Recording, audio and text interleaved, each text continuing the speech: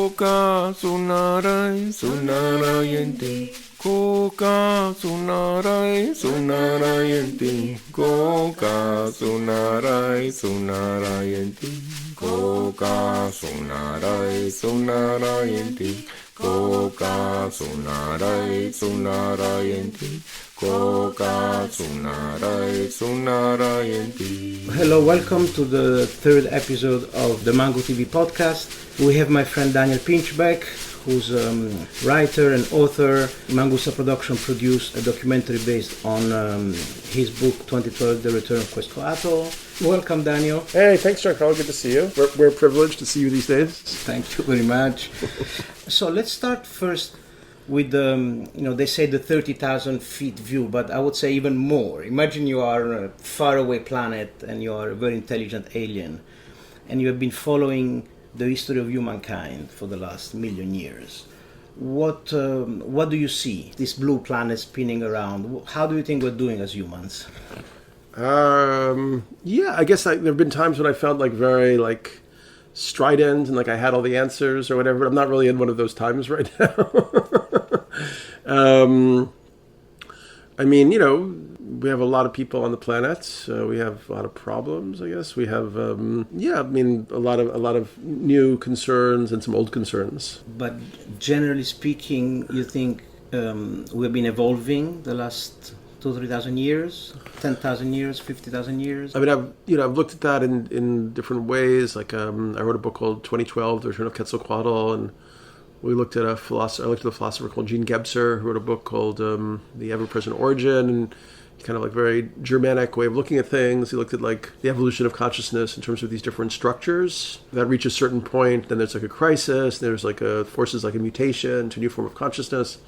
So he, sort of enumerated the past ones. There was the aboriginal or the archaic structure of consciousness, and there was kind of the magical tribal consciousness, and there was the mythological, kind of more like a cyclical vision.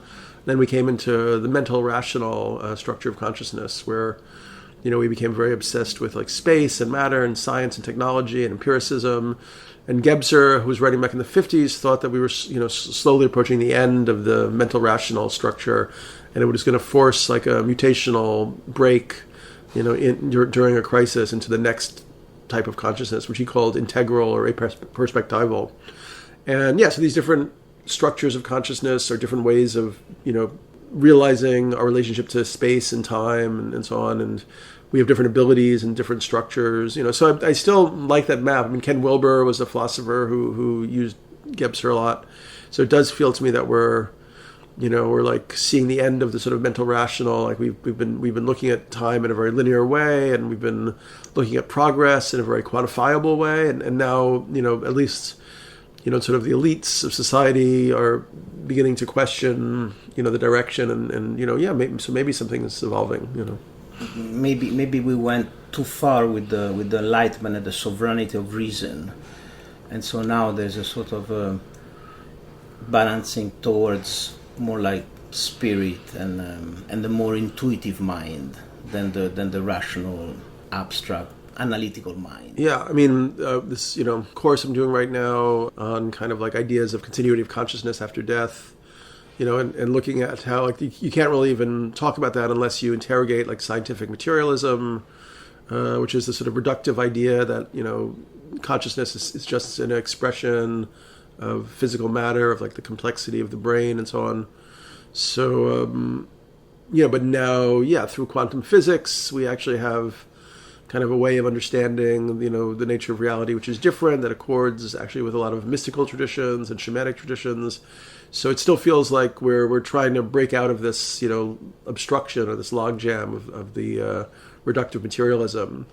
And that could lead to a lot of changes. The scientific materialism was, also led to consumerism, kind of this idea that if this life is it and there's nothing beyond it, then you might as well just try to get whatever you can for yourself and your family and so on. So, if we went back into kind of an understanding of these larger cycles, that we're participating in larger cycles, maybe there's good evidence for reincarnation and so on, then maybe it begins to shift our whole way of understanding ourselves, and that actually leads to changes in our structures of society and education and technology and so on.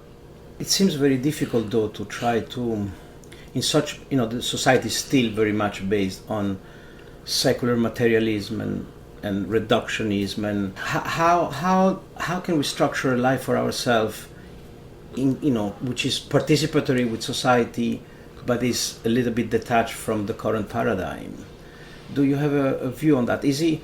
How you're coping in, being in New York, for example? Yuval Harari says that, people accuses him to be a pessimist because he thinks that humans inevitably fell into power structure, and he says that happens when you have to organize few 100,000 millions of people, and he says that in order to really live a non-self-centered consumeristic life, the only way is really to live in society, in a small community, like 150 people, where that's the famous Dunbar number. Yes. Right.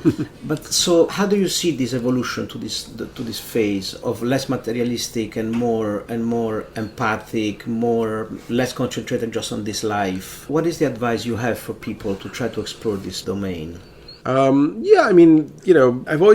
struggle with like trying to give advice for people because everybody's so different. I mean, I'm from New York City. I feel like an Eskimo back in my igloo here in a way, and I feel a lot of connection to like the cultural history of the city and the different artistic and cultural movements that happened here.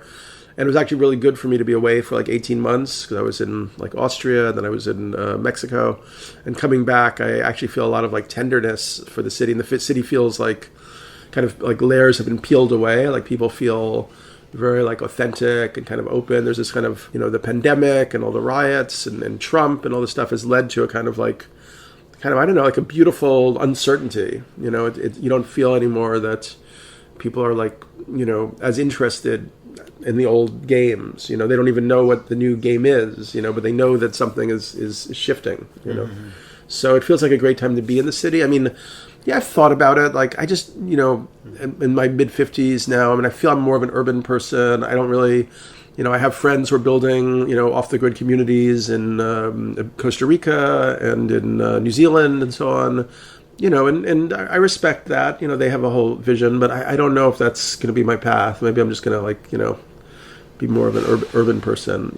I loved Mexico. I was super curious about that society. But I also, frankly, I started screaming about the ecological emergency like way back, and even my first book, Breaking Open the Head, I was like, what are we going to do? This is like fucked. And I was hoping that kind of the psychedelic awakening would bring about a reckoning with the ecological crisis. And that I don't think has happened. I guess in the 60s, like Timothy Leary had a lot of hopes for LSD as being this tool that would awaken the masses and change, the direction of human society. When I was exploring it, there was like ayahuasca and iboga were like, this new kind of new phenomena that seemed to have the ability to shift people into more ecological awareness. But and I know I have seen people change. You've changed. I've seen a lot of people with with a lot of resources. Rethink how they're using their money and what they want to direct it at, and how they want to build and so on. But it does feel like the the cycle of destruction. The Kali Yuga, whatever it is, these types of energies are kind of unstoppable at this point. So probably we're going to see some kind of like meltdown, and hopefully some kind of reconfiguration. I recently reposted this, kind of presentation and an interview I did with Christopher Bosch, who wrote some really interesting books. One was called LSD in the Mind of the Universe. Another one was called Dark Night, Early Dawn. And he put himself on this, I don't know anybody who's done as much, 75 high-dose LSD sessions with a therapist. And as part of those experiences... In a course of 20 years. Yeah, exactly. And part of those experiences, he had a lot of kind of visions of the near future. And he saw humanity kind of going through this, initiatory, dismemberment and rebirth and, everything like falling apart. And then that leading to like new mycelial connections, kind of like a new web of consciousness forming, and maybe in smaller communities. So, I totally, could see that happening.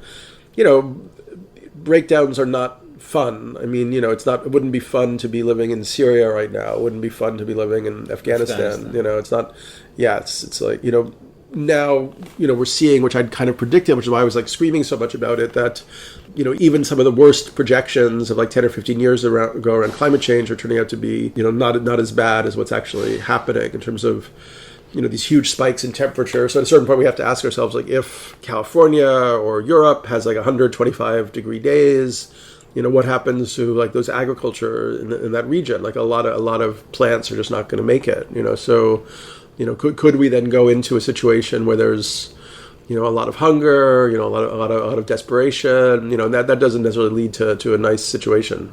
Yes. Sometimes I'm familiar with Christopher Bash, and sometimes I feel that this idea of the apocalypse as a rebirth might create a sense of disengagement.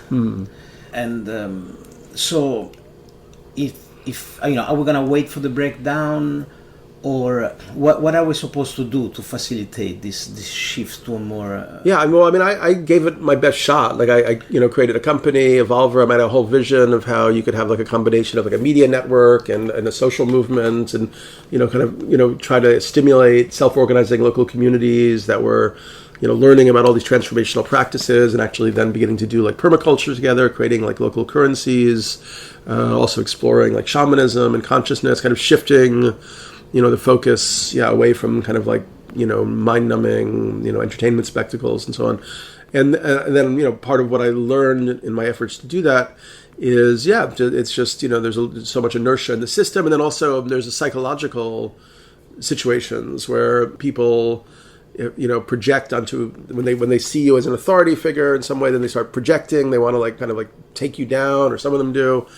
So it just felt, both financially and psychologically, like almost, I just reached a point where it was impossible, and I was like crushed, So, I've had to step back and be like, well, maybe we're not going to save the world. I don't, I still think that idea is great. Like we would need kind of, media/social network that was designed to both give people a lot of great new information, but then also give them like the tools so that they could rebuild their local communities. I mean, I think it's quite possible that we're already seeing it, right? It's happened through COVID. Like people aren't going to be traveling as much. We're always seeing, it's like, it's kind of weird. I don't really quite understand why they're making it so hard for like Europeans and Americans to visit each other anymore. It feels a little bit excessive. Like, we can get into like whether there's like conspiratorial elements or whether it's simply just cumbersome bureaucracies. They don't know what to do or something. But I feel that it's like a foreshadowing of a time when, we're not going to be maybe traveling so much. Like, the reality of it is that we're not addressing the ecological emergency, and if we seriously wanted to take a shot at doing that, everybody would have to accept huge restrictions on their lifestyle for several decades, while the planet was somehow rebalanced itself. It would have to be like a long time out, and we saw a short time out with this COVID thing. But it's hard to imagine a long time out. And in some ways, governments would actually be necessary to like move resources around, to like rescue different populations and so on. So, we'll see what happens. Emergencies also create new circumstances. Like the Second World War, suddenly the U.S. Redirected all of its factory production and taxed the wealthy at like 93%. You might not like that idea so much, but, it did happen. And it allowed for this like, everybody felt they were part of a common cause. That's actually something I've kind of liked about the COVID thing in New York. Like you do feel that people have this sort of more of a commonality, like a sense of like we're all in this together somehow. So maybe that's a foreshadowing of something good, that'll emerge in the future. Interesting. And what do you think about, there are communities like in Ibiza or Bali or Goa or Tulum where there's a little bit of a resurgence of what some historians call the Elysian mysteries, where in Greece for a few hundred years there were like these yearly ceremonies around this substance similar to the ergot fungus, which is similar to LSD. And is it possible that this kind of ceremonies create a morphogenetic field that then would create an expansion of consciousness that can accelerate, or is just too esoteric stuff? I don't know what to believe. Spending time in Tulum, I ended up getting, kind of what's the right word? I mean, almost like depressed, I guess, at what I saw there. I mean, yeah, it felt like a certain kind of neo-shamanic spirituality has become like a new like comfort zone for, people of like, privilege and culture and beauty. And it becomes a little bit of like its own little bubble. Like a spiritual materialism sort of situation. Yeah, I don't know, kind of. And it's like, I mean, for instance, like in Tulum, people were like doing all these ceremonies, but yet the not only is the environment there going to hell, but nobody's looking after the indigenous people, that they're kind of co-opting the symbols of the Maya and the language and stuff, and yet the Maya are like the worst paid people in the hotels, and the indigenous cultures never have title to their lands. They were just living on the lands. So they're the expendable ones. Like when they want to build a hotel or development, if there's a bunch of indigenous communities living there, you just kick them out. They don't really have any recourse. So I just began to feel that this whole kind of neo-Burning Man, neo-spiritual shamanic movement doesn't really, it's more just like an elitist thrill-seeking. It's not really doing much of any value. I mean, I'd love to have a different perspective, but yeah. So energetically, you don't believe that there can be a ripple effect on the psyche, on the collective consciousness? I don't know. It feels like it leads to a lot of insularity. People are like, oh, like we have the good thing and we're like special because we've got the shaman from Peru and, we're doing this together. It just, I don't know. It's like, I don't even, like, yeah, I mean, I don't even, yeah. So, I feel less drawn to it right now. Yeah. The problem I feel that with the psychedelic, the medicalization of psychedelic, and also with this explosion of shamanism, there's always the difficulties to integrate with the game theory. This idea that John Nash won a Nobel Prize on game theory. This idea that in this game there's going to be an asshole, and it'd rather be me. Yeah. So this has been affected, the medicalization of psychedelic, the fact that company are now corporatization of psychedelics. People have been in competition to copyright a certain type of usage. So yeah, it's such a drag. I mean, it's funny because when I trace back, I mean, obviously MAPS is amazing, and there was the Horizon conference in New York, but I never really liked how they really. I mean, I think they were trying to figure out how to get psychedelics accepted by the mainstream. So there was sort of this idea that you kind of like had to get rid of like the paranormal stuff and like the occult stuff and the telepathic stuff and just focus on the fact that it's like, there's like measurable benefits for people through like, it's like a therapy or something. But for me, that was such a, and it's kind of ironic because in a way, like I had to step back from psychedelics. I think they had some like negative effects on my character over time. And I never actually did the therapeutic route with it, which maybe I probably should have or something, but I still feel that this sort of therapy model, the medicalization model, is a way. It's a way of containing the discourse around psychedelics and kind of limiting the potential of what might be possible. I mean, most people who have profound psychedelic experiences will also admit to having like profound paranormal experiences, and stuff that can happen that's just like totally outside the box. And that for me is like an edge that I find really, really fascinating, We go back to the problem of the reductionist.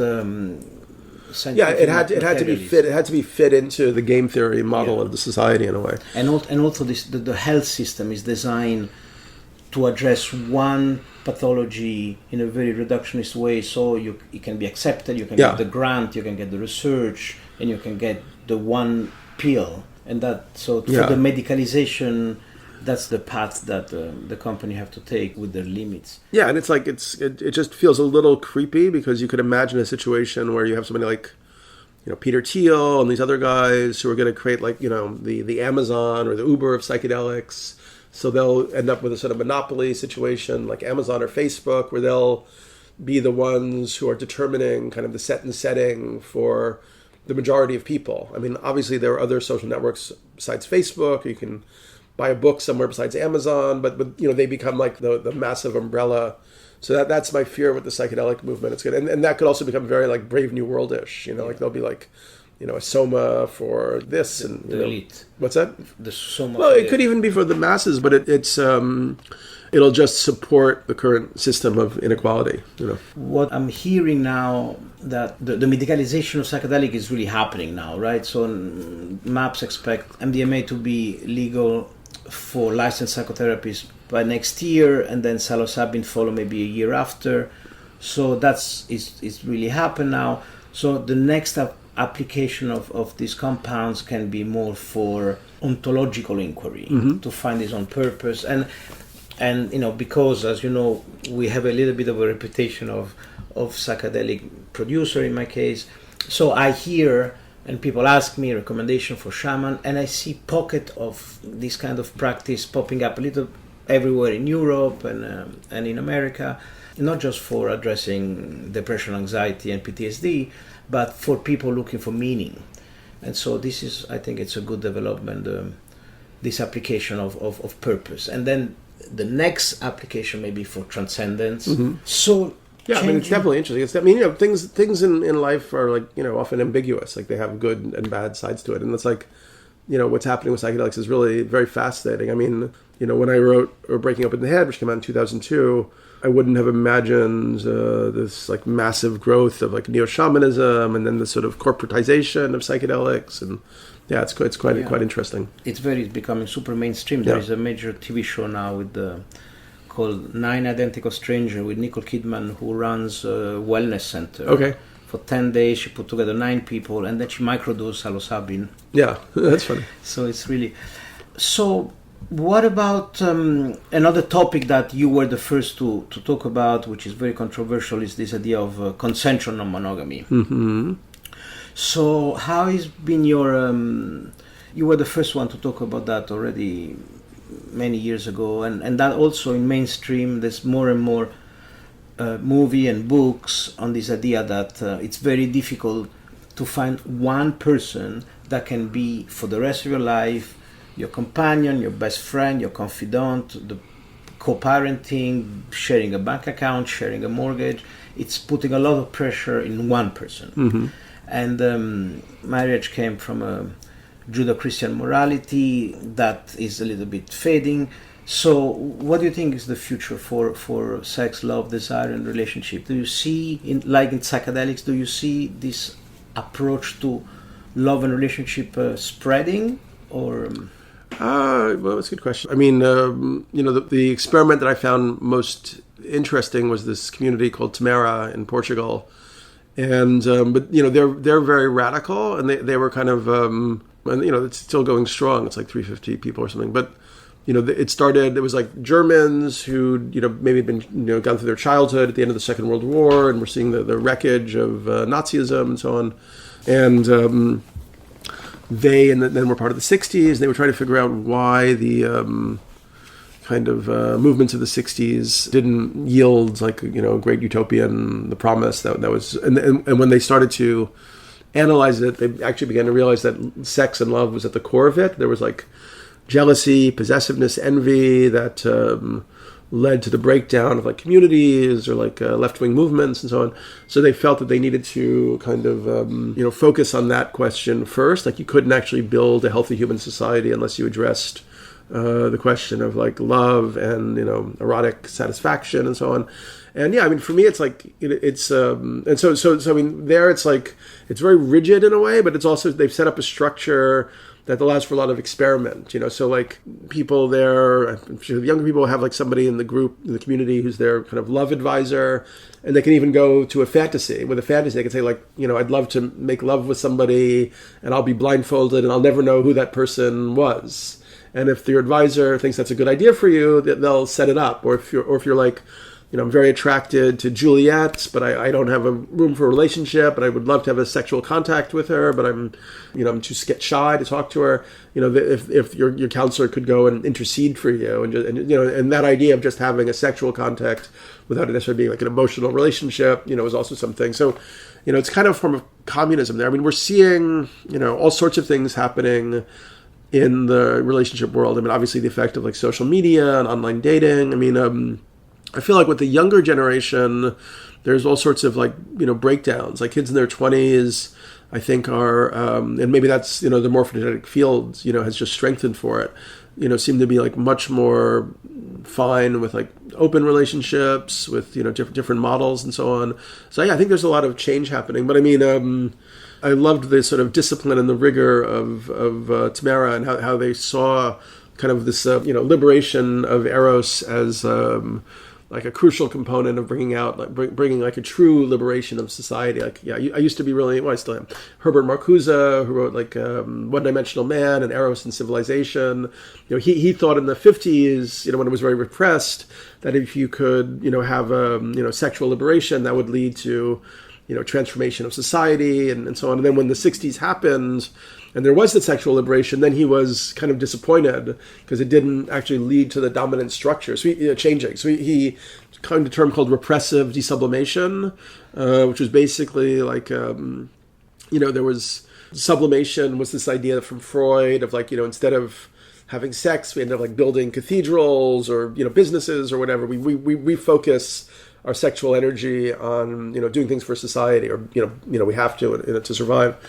So he said that we'd had like a desublimation in the 70s, 1670s, but it ended up being repressive because it was re-enfolded back into these structures of dominance. Mm-hmm. So I feel like the liberation of love and Eros and sexuality is like an incomplete process.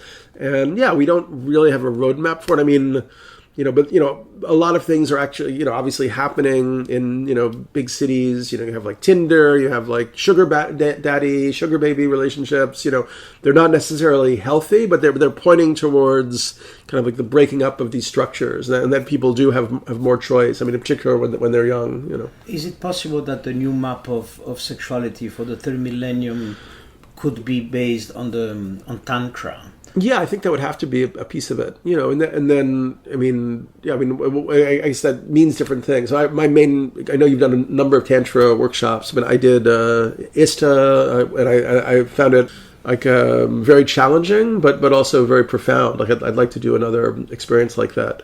But yeah, what does Tantra mean in terms of people's lived experience? I mean, instead of just getting drunk and, making love, you more conscious, you move slower, you eye gaze. I mean, but then, is it actually more, because there's like Neo-Tantra, which is still very much about pleasure. But then if you read people like, very controversial, occult writer, Julius Evola, he said actually the purpose of Tantra was not to, enhance pleasure.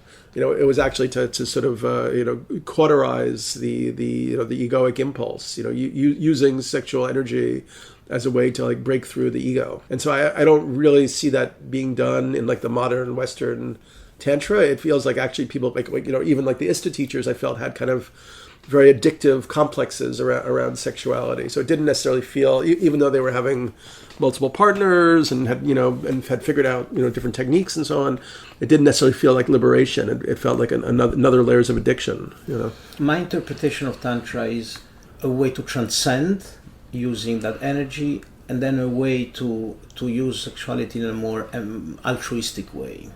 So seeing as sexuality as almost a form of service. Mm-hmm. So more a form of giving than taking. So, Margot Anand, this Tantra teacher and French Tantra teacher, you say that, the Enlightenment philosophy would tell you not to look below the waist. Yeah. Because it's dangerous.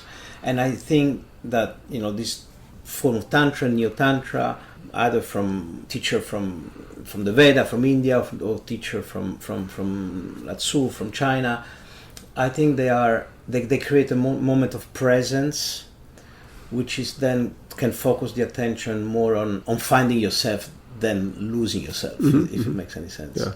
So again, in Ibiza and in some of these more alternative places. But traditionally, like Eastern Tantra wasn't even something you would do with like your wife or your husband. It would be like you'd have like a tantrika. It would be like a different relationship. It's not about, it's just about something else. Yeah, but I liked what you said about service. That's something that in Tamara they actually built into their structure. So people tend to have multi-partner relationships there. Like maybe you go move there in your 20s or 30s, you have a significant relationship, but then the energy begins to diminish, or the sexual attraction, and then you might have other relationships, but there you don't forfeit that initial, partnership necessarily. But I mean, because we have this, strong orientation towards, as you said, the partner is supposed to be everything, so she's supposed to be, or he is supposed to be your best friend, your lover, I mean, it's a lot to put into that, basket, And can you elaborate a little bit on this concept of the morphogenetic field? You mentioned it, saying that this new form of being together, non-exclusively but consensually and ethically, has been around now for a few years. So you mentioned that because of the morphogenetic field, maybe it's spreading. Can you elaborate on this concept? I think it's interesting. Yeah. Well, I mean, that's the the model of change that Tamara is holding. I mean, I don't think the idea. I mean, I don't know if it originated from Rupert Sheldrake, but he's become the main proponent of it. But the idea is that. Sheldrake's idea is that, there aren't really fixed laws in nature, that this idea that nature has fixed laws is actually just an idea of the human mind. And he actually looks at, different constants, like the speed of light, and he proposes they're actually not quite as constant as we think. And he says that actually, it's not about, laws, which, as I said, comes from jurisprudence, which comes more from the Christian idea of God and the, holy court of angels or something. But it's more like patterns, like nature's, patterns and principles, patterns that become more coherent over time. So they begin to feel like fixed laws. So you have a group of crystal, molecules that are assembled, and that leads to a crystal formation. So that creates a new morphogenetic pattern for crystal formation. It's the theory of formative causation. So then when that happens a number of times, then it feels like a law because it's so consistent and coherent, but actually it's just a pattern that's self-reinforced. So he thinks this explains a lot of things embryo development, the DNA in every cell is the same. So how do the cells know to differentiate into all of these organs, ears and hearts and so on? He thinks that the information is actually contained in these invisible morphogenic fields, which I guess, maybe could be considered something like quantum phenomena or something like that. So, and he thinks it's not just true for natural phenomena, but also for social phenomena or for ideas. So he's done studies where there's a crossword puzzle that's really hard, and a few people do it. It takes them hours, but the next group of people can do it in an hour, and then the next bigger group could do it in 15 minutes. So it becomes easier and easier. The same thing with a species. A monkey develops a way to use a tool, and then all the monkeys on that island are able to do it. But then even the monkeys across the world, the same monkeys on a different island, thousands of miles away or something, able to use a tool in that way. So yeah, so something like a new pattern for human relationships. Could be something that creates a new morphogenetic field that then becomes other people can beam into it more easily. Like a form of cosmic memory bank. Exactly. Where you can store stuff and that other people can access subconsciously. Yeah. Very interesting. What about more practical issues like, our democracy and blockchain technology and participatory democracy? Do you think that, do you see this idea of the chain and decentralized technology with blockchain to revolutionize our society in terms of creating, digital scarcity and being able to disintermediate the government and maybe even the FDA, maybe even the SEC? What do you think about that? Have you thought about that? Yeah, I mean, I actually, wrote about that a bit in one of my books, How Soon Is Now. Phenomena is sort of complex and often kind of ambiguous. I mean, so far, I almost feel like, even though I've tentatively, put a little bit of money into crypto, I almost feel that I still don't really understand what's happening because, and a lot of the arguments for it seem quite weak. Nora Rubini, he's had these discussions against crypto with some of the major players, and actually his arguments seem to be very strong. I mean, Bitcoin is a store of digital value. You can look at these images from around the world of these Bitcoin mining farms that are using as much energy as a whole country. It almost feels like a form of insanity, because. And then the argument that, a friend of mine just wrote an article and he's like, well, Bitcoin is just like the dollar. The dollar doesn't have anything backing it. So Bitcoin is, why, what's any difference with a crypto? But I actually don't think that argument stands up because actually the dollar has a lot backing it. I mean, it has highways, schools, infrastructure, institutions, military. yes, we're probably, too much in debt and so on. So I don't know. I kind of, a lot of the crypto ideology supports a very kind of libertarian, kind of self-interested, privacy-oriented, like everyone has private wealth and, government should be removed. And then you'd have just people hiring their own like security forces, I guess. I don't know. It doesn't really seem like a very pleasant vision. But in theory, the problem we have, which I've written about a lot, is that the economic system, the way it just evolved, it doesn't really account for externalities, so, and basically corporations who are trading in the stock market, the publicly traded companies, have a fiduciary responsibility to, maximize shareholder value, which means just maximize financial profit. So that means they have to behave to do that. So that means that, like, if you're an energy company like British Petroleum, of course you're going to like cut, your kind of, what you're doing in the Gulf of Mexico to the point there's like some huge spill, or, a pharmaceutical company will release a product like Vioxx because they've done the stats, and even though it's going to cause a lot of heart attacks and kill a lot of people, it's still going to make them more money, and they'll find a way to avoid the liability. Or tobacco companies. And so we see over and over again that because the economic system really is oriented towards only financial return, then the companies are sort of forced. They're almost like robots. They have to behave like psychopaths, and they don't support the health of local communities or local ecosystems. And so for me, it's like a system design problem. Like, people can do philanthropy. Like, you can try to help this tribe, or help these albinos and Mount Everest or whatever. Wasn't that what Anton was doing? But it's like, yeah, but the system itself is oriented towards like exploitation and domination in its intrinsic logic. So we would actually have to address that. How do you address something like that? I don't know. You'd have to like get people aware of the fact that it's like a fundamental emergency, because a system that's based on just extracting financial value and increasing is coming into direct conflict with the life support systems of the planet, or already has. Yeah, I mean, the crypto guys would say that that's exactly what you can use this cryptocurrency for, where you have the value of the currency, which is linked not just to the bottom line but to some externalities that you can mine in the contract of the currency. So it's a little bit like this idea of the public corporation, like MAPS is doing, where you have investors on a public corporation. Their target is profit, but also increase awareness on the psychedelics, or a certain number of licensing therapies. Or, for example, we're doing something in Ibiza with regenerative agriculture, where we take charitable donation, and the donors will measure the outcome of this venture not just with profit, but with 3 eco-targets: the water retention, the CO2 absorption, and the creation of organic matter.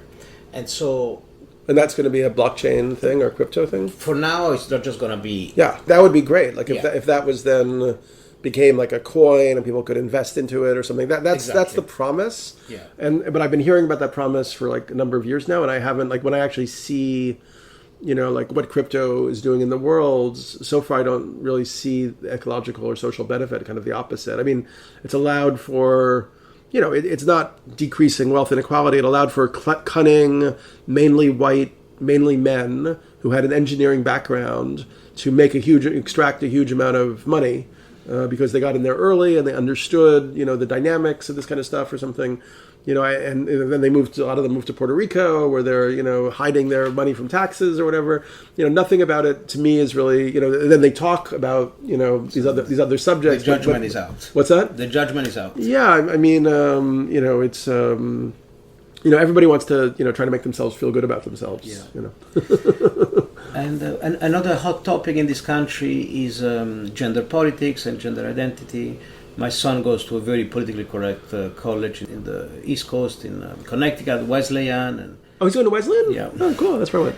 And you went to Wesleyan? Yeah, in Connecticut. Oh, nice. But it's considered white power. He has to be very careful how he talks to certain people, so let me ask you a very direct question. You know how there is this difference between equality of outcome of equality of opportunity. Mm-hmm. So, I'm going to try to simplify. So the two argument goes like that. like people like Sam Harris believe that you need equality of opportunity, but you cannot pretend equality of outcome, because, for example, for boards at university or for boards at a corporation, you want to give the same opportunity to everybody, but ultimately the board will be chosen based on merit and skills. Whereas, what you can call the woke movement would like to see equality of outcome, bringing this idea of reparation. But reparation is a different thing. So, but don't you think that race should be something like the color of your hair? If you have blue hair or yellow hair or brown hair, it doesn't really matter. So, would you really have a quota per race in boards of corporation or university where you need to fill the quota of Asian, Latinos? Yeah, I guess I don't feel super attracted to the quota model, but I do kind of understand that, like, you're dealing with this issue. I think African Americans are like 13% of the population. It's not like is it around? It's not that much, I think.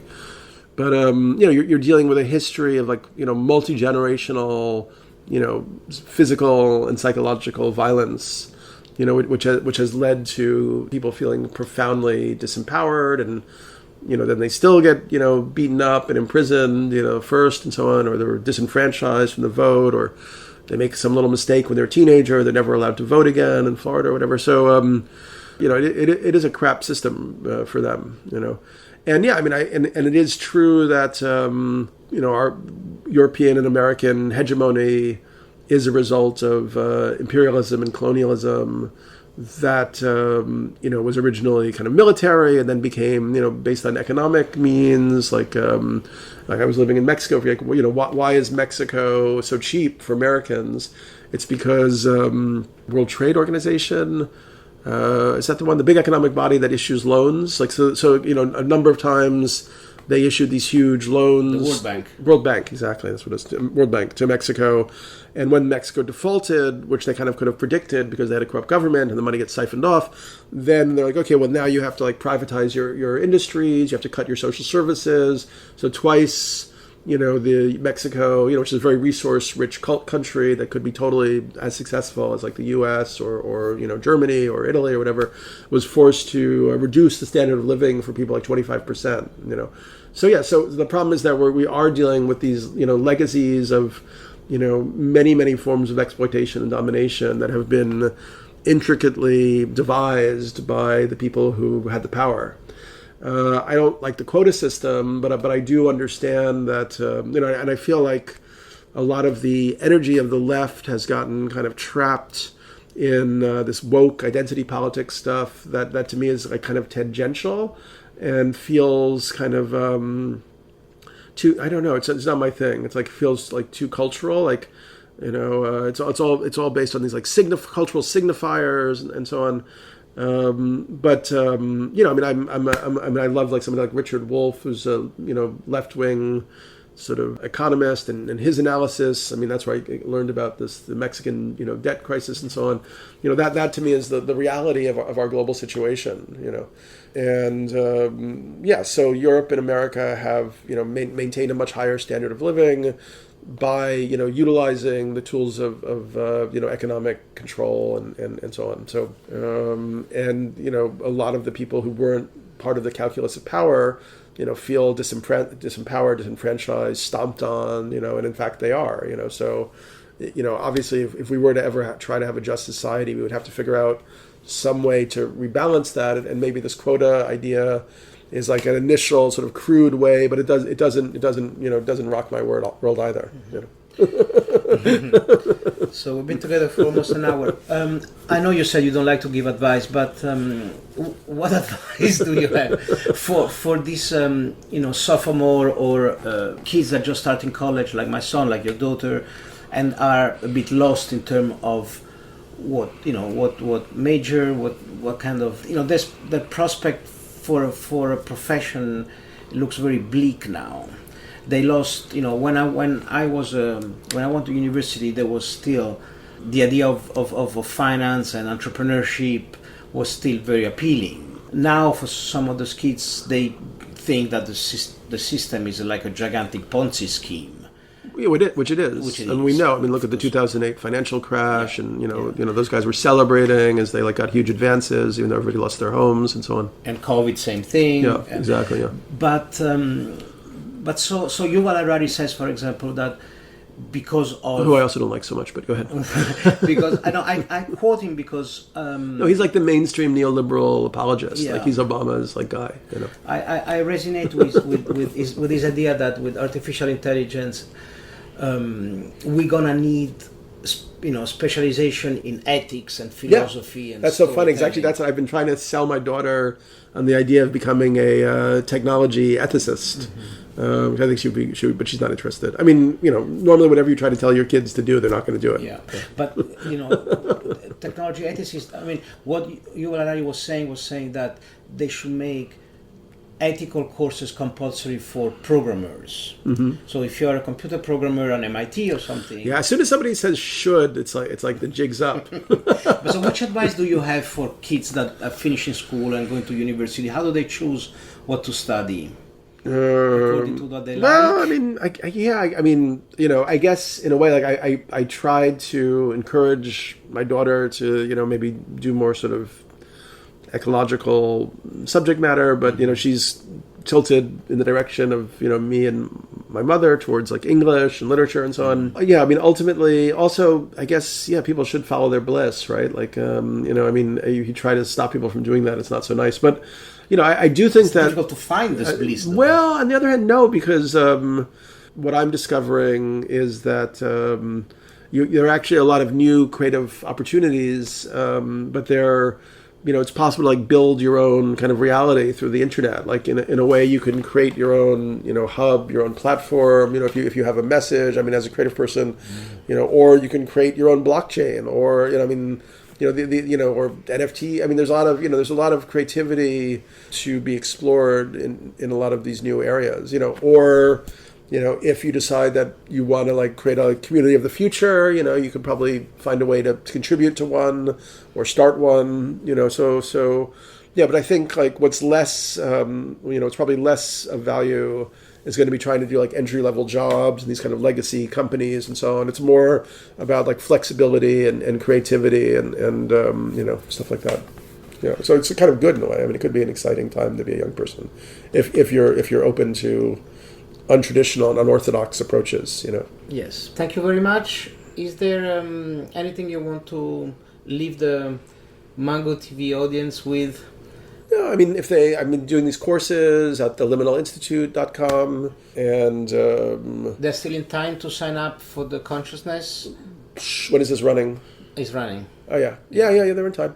Yeah, or other ones. I mean, they're all the older ones are also there as legacies, and then I have a newsletter on Substack. I don't know the exact URL, but if they look up my name in Substack, they can join the newsletter. Yes. And hear more of my sagacious wisdom. Perfect. Thank you very much for your time, and we'll be back on some more esoteric topics. Sounds good. Thank you very much. Koka sunarai sunarayente. Koka sunarai sunarayente. Koka sunarai sunarayente. Koka sunarai sunarayente. Koka sunarai sunarayente. Koka sunarai sunarayente.